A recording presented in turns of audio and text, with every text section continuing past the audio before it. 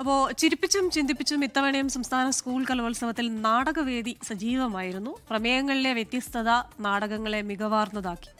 ആഴക്കടലിലെ മീനുകളുടെ കഥ പറഞ്ഞാണ് കൊല്ലം നീരാവിൽ SNDP യോഗം ഹയർ സെക്കൻഡറി സ്കൂൾ പ്രശംസ നേടിയത്. നാടകവേദിയിൽ നിന്നും ഹരിഷ്മ വടക്കിനകത്ത് തയ്യാറാക്കിയ റിപ്പോർട്ട് കാണാം.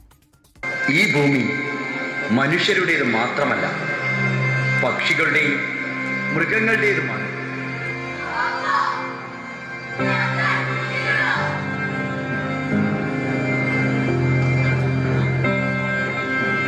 അറുപത്തിനാലാമത് കേരള സ്കൂൾ കലോത്സവത്തിന്റെ നാടകവേദിയിലാണ്.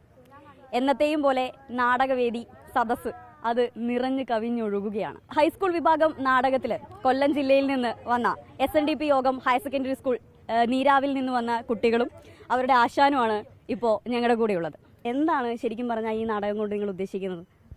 നാടകം കൊണ്ട് പ്രധാനമായിട്ട് ഉദ്ദേശിക്കുന്നത്, നാടകം ഒരു സ്വാതന്ത്ര്യത്തിൻ്റെ കഥയാണ് പറയുന്നത്.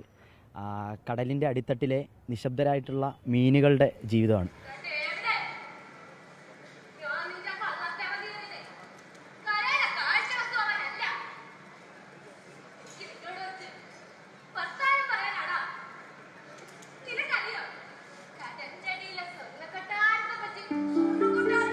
കടലിൻ്റെ അടിത്തട്ടിൽ ഒരു സ്വർണ്ണക്കൊട്ടാരം ഉണ്ടെന്നും ഒരു സ്വർണ്ണമീനുണ്ടെന്നും ആ സ്വർണ്ണമീനിനെ പിടിക്കാൻ വേണ്ടിയിട്ട് നീണ്ടകരയിലുള്ള മനുഷ്യരൊക്കെ കടലിലേക്ക് ബോട്ടിറക്കണതും ഒക്കെയാണ് കഥയിൽ വരുന്നത്. പക്ഷേ അതൊന്നും അവിടുത്തെ മുക്കുവന്മാർക്ക് വേണ്ടിയിട്ടോ തൊഴിലാളികൾക്ക് വേണ്ടിയിട്ടോ അല്ല. മത്സ്യസമ്പത്ത് മുഴുവനും ഏതെങ്കിലും ഒരു മുതലാളിയെ കേന്ദ്രീകരിച്ച്, അല്ലെങ്കിൽ ചില മുതലാളിമാരെ വളർത്തുന്നതിന് വേണ്ടിയിട്ട് ഒരു കടൽ തന്നെ മലിനമായിക്കൊണ്ടിരിക്കുന്ന, അല്ലെങ്കിൽ പ്ലാസ്റ്റിക് കൊണ്ട് നിറയുന്ന ഒരു സ്ഥിതിയാണ് നമ്മൾ നാടകത്തിലൂടെ അഡ്രസ്സ് ചെയ്യുന്നത്.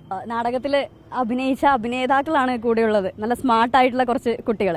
അപ്പോൾ നമുക്കിതിലെ ജില്ലയിൽ ബെസ്റ്റ് ആക്ടറായ ഇതിലൊരു പ്രധാന വേഷം ചെയ്ത കുട്ടിയോട് ചോദിക്കാം. എന്താണ് പേരെന്താ? ശ്രീനിധി. എന്ത് വേഷമാണ് നാടകത്തിൽ? സ്വർണ്ണമീനായിട്ടും ഒരു സാധാരണ പെൺകുട്ടിയായിട്ടും ചെയ്തായിരുന്നു. പ്രാക്ടീസ് ഒക്കെ നമ്മൾ എൻജോയ് ചെയ്താണ് ചെയ്യുന്നത്. ട്യൂഷനും ക്ലാസ്സും ഒക്കെ ഉള്ളതുകൊണ്ട് അത് കഴിഞ്ഞ് രാത്രി വരെയും, പിന്നെ ശനി ഞായറൊക്കെ നമ്മൾ രാവിലെ തൊട്ടിട്ട് രാത്രി വരെയും ചെയ്യലുണ്ട്. ആരും മീനുകൾക്ക് വേണ്ടി സംസാരിക്കുന്നില്ല, അതുകൊണ്ട് ഞങ്ങൾ മീനുകൾ തന്നെ ടോപ്പിക്കായിട്ട് എടുത്തു.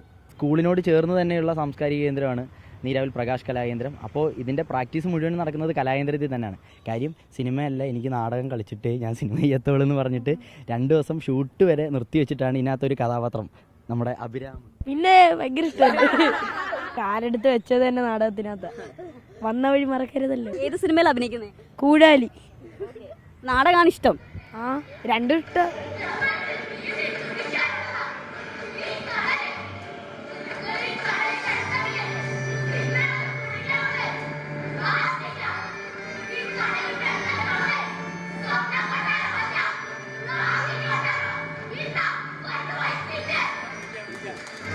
കടലിന്റെ മാത്രം കഥയല്ല, മണ്ണിനും പൊന്നിനും വേണ്ടി വേട്ടയാടപ്പെടുന്ന, നിശബ്ദരാക്കപ്പെടുന്ന ഒരായിരങ്ങളുടെ കഥ കൂടിയാണ് നാടകം.